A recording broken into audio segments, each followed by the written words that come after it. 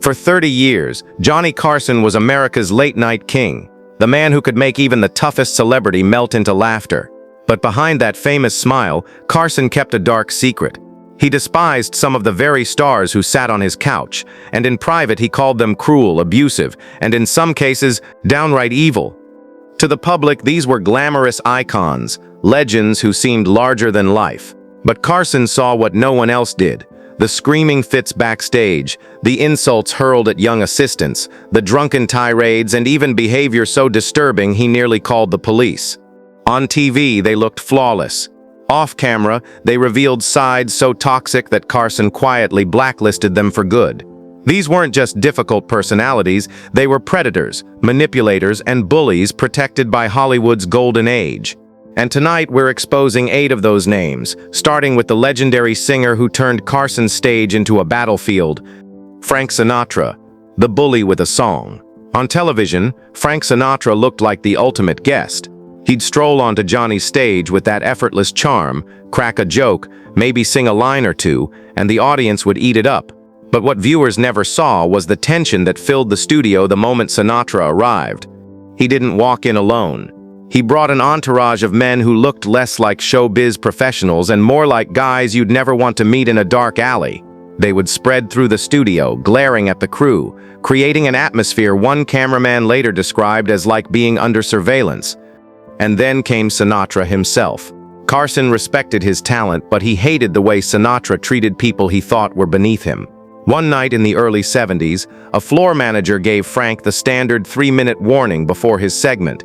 Instead of nodding politely, Sinatra grabbed the man by the tie, pulled him close, and hissed, "Nobody tells me when I've got 3 minutes. I go on when I'm ready." The man was a Korean War veteran in his 50s, and he walked away shaken. Carson saw it all on the monitor. He nearly canceled the segment on the spot, and the only thing that stopped him was his producer reminding him of the massive ratings Sinatra would bring. Even then, Johnny never forgot the disrespect. What really shocked Carson was how casually Sinatra crossed the line. During another break, he made a cruel remark about a female staff member's appearance, loud enough for everyone nearby to hear. For once, Carson broke his usual professional silence and shot back coldly, "We don't talk about my staff that way here." The entire room froze. Sinatra wasn't used to anyone standing up to him, but Johnny did. From that point on, Carson's patience was gone. Despite Sinatra's drawing power, Johnny ordered producers to book him less frequently, saying, "I don't care what his ratings are. Limit him to once a year, maximum." To the world, Sinatra was the smooth-talking crooner. To Carson, he was something else entirely, a charming bully who got away with intimidation because of his fame. But if Carson thought Sinatra was difficult, the next guest would test his patience in a completely different way. With demands so outrageous, even Johnny himself had to laugh at the absurdity. Zsa Gabor, the diva of demands. Zsa Gabor was one of Johny Carson's most glamorous recurring guests. With her thick accent, flirtatious humor, and never-ending stories about marriage after marriage, she played the role of a charming, over-the-top socialite to perfection. Audiences adored her.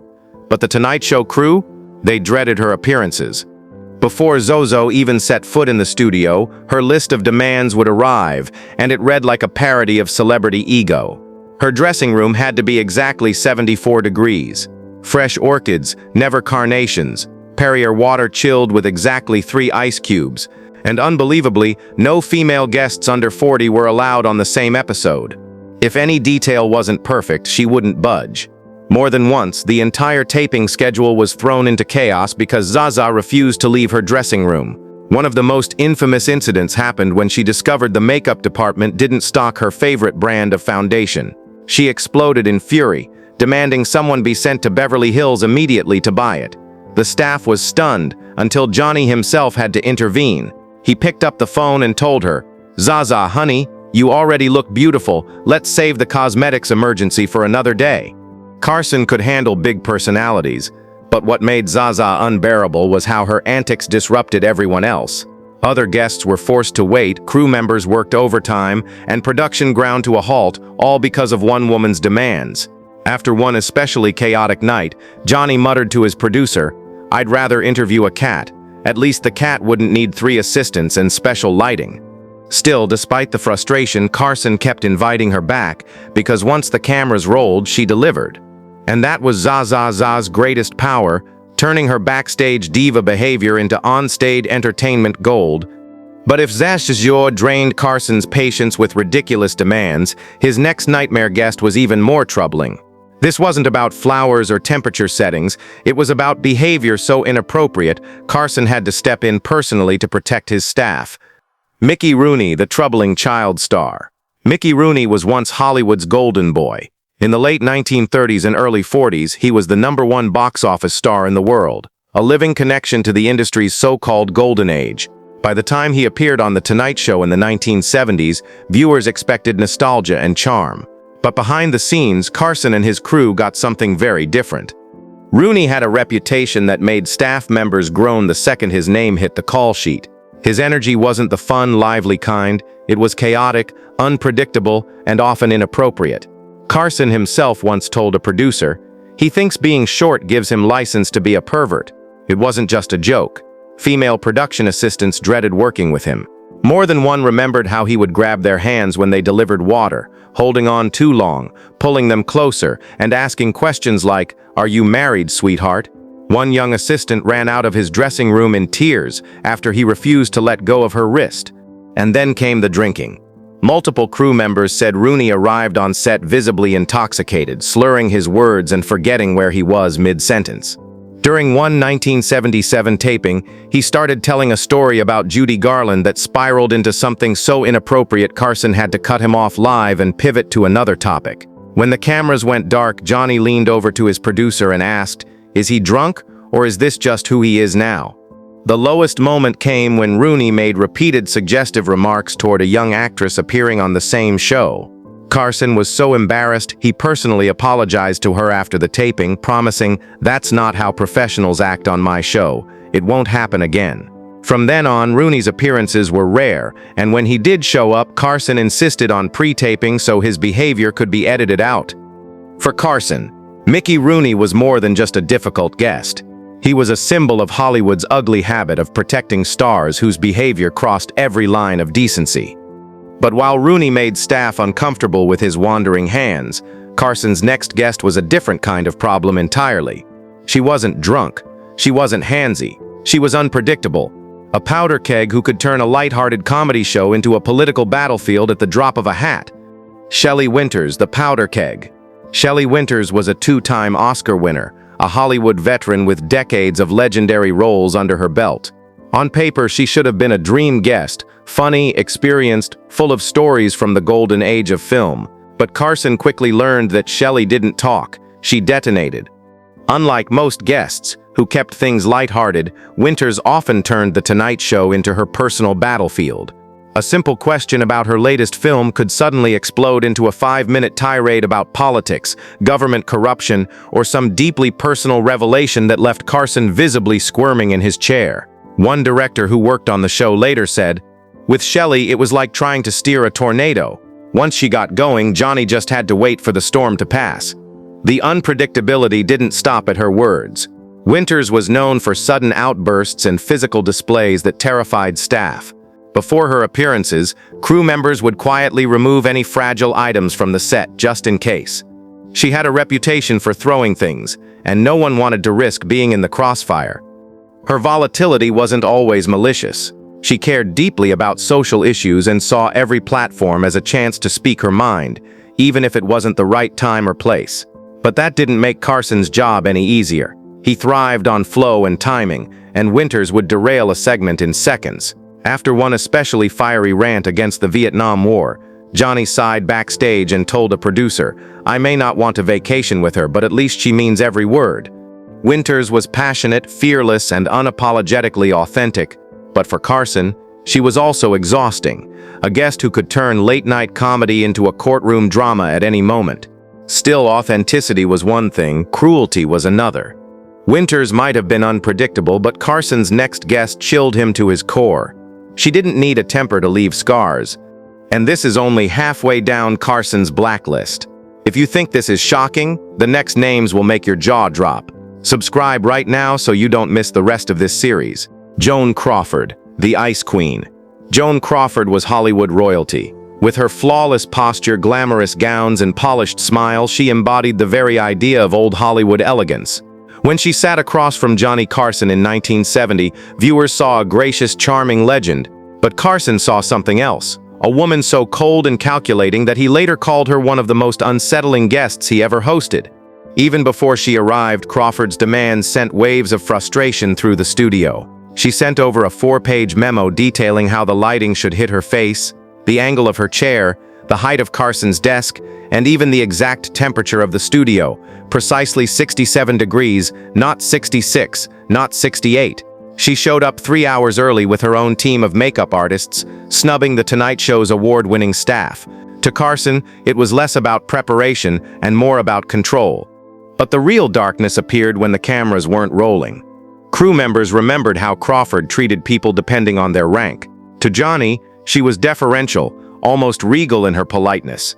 But when a young production assistant nervously stepped into her dressing room with a glass of water, Crawford exploded. Witnesses said she tore into the 20-year-old with insults so vicious that staff outside froze in disbelief. She reportedly sneered that the young woman was brainless and should be working in a brothel, not television. The assistant ran out in tears, and Crawford demanded she be fired. Carson's producer refused, creating icy tension for the rest of the night. What disturbed Carson most wasn't just her cruelty, it was her transformation. The instant the red light came on, Crawford became warm, witty, and flawless. During commercial breaks, her face froze like a statue. Johny later told Ed McMahon, "I've interviewed corpses with more personality." Years later, when Christina Crawford released Mommy Dearest, accusing Joan of horrific abuse, Carson's reaction was chillingly simple, "I believe every word." But as cold as Crawford was, Carson's next guest represented the opposite problem. Not icy calculation, but ego so oversized it threatened to swallow the entire show. Orson Welles, the ego too big for TV. If Joan Crawford was all ice and control, Orson Welles was pure chaos, a man whose ego filled the room before he even walked in. To viewers at home, Welles was brilliant, the booming voice behind Citizen Kane, the legendary storyteller with anecdotes that could mesmerize an audience. But to Carson, he was a guest who believed the rules of television simply didn't apply to him. The problems usually started before the show even began. Carson's writers would carefully prepare questions, only for Welles to dismiss them all as pedestrian. More than once, he handed back a blank page, leaving Johny to improvise an interview with one of the biggest names in cinema, armed with nothing. And once the cameras rolled, Welles became unstoppable. He was booked for a 7-minute segment, but if he felt like talking, he would stay 25 minutes or more, ignoring Carson's subtle cues to wrap up. Entire guests were bumped from the lineup just so Orson could keep holding court. One director said, "Johny had a series of signals for when time was running short. Welles saw them all and ignored every single one." Welles' ego didn't just stretch the clock, it spilled into production itself. He would direct conversations, hijack topics, and even try to tell the cameramen which angles to use. One night he actually stood up mid-interview and attempted to direct the shot himself. Carson, who prided himself on precision and timing, was livid. After one especially grueling taping, Johny vented to Ed McMahon. "Genius doesn't excuse everything. Being brilliant doesn't give you the right to hijack someone else's show." To Carson, Orson Welles was living proof that when talent gets swallowed by ego, even greatness becomes unbearable. And if Welles represented unrestrained arrogance, Carson's next guest was something even sharper, a Hollywood queen who wielded her tongue like a weapon, leaving scars with nothing more than her words. Bette Davis, Hollywood's verbal assassin. If Orson Welles tested Carson's patience with ego, Bette Davis tested it with her tongue.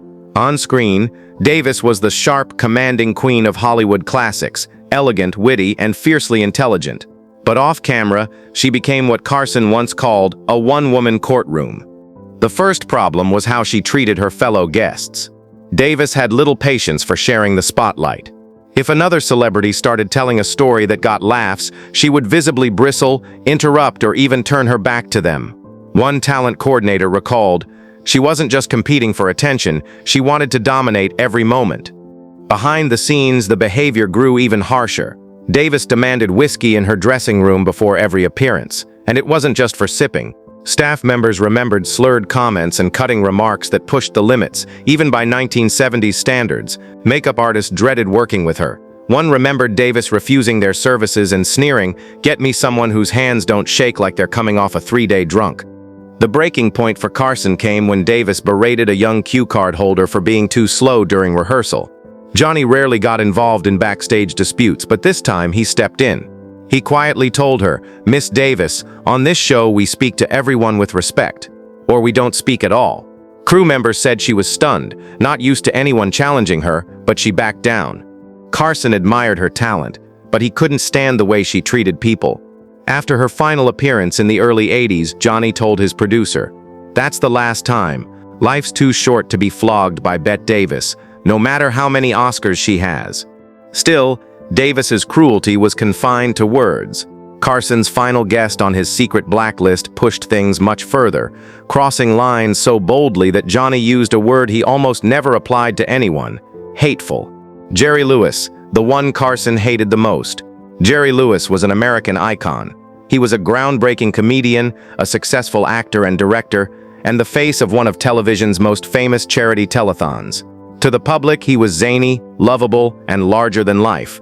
But to Johny Carson, Jerry Lewis was something else entirely, a man whose private behavior made him one of the few guests Johny ever banned outright.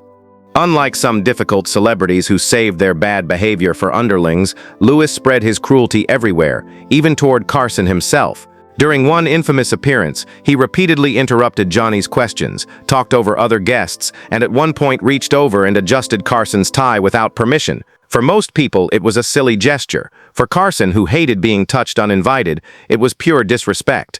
A producer later explained, "It was a well-known rule. You don't touch Johny unless Johny invites it." Lewis knew that, and he did it anyway. His treatment of the crew was worse. He refused to learn staff members' names, barking orders like, "Hey, camera guy," or "makeup girl." During one rehearsal, a cameraman quietly coughed. Lewis exploded, accusing him of being unprofessional and demanding he be removed from the studio, all because of a cough.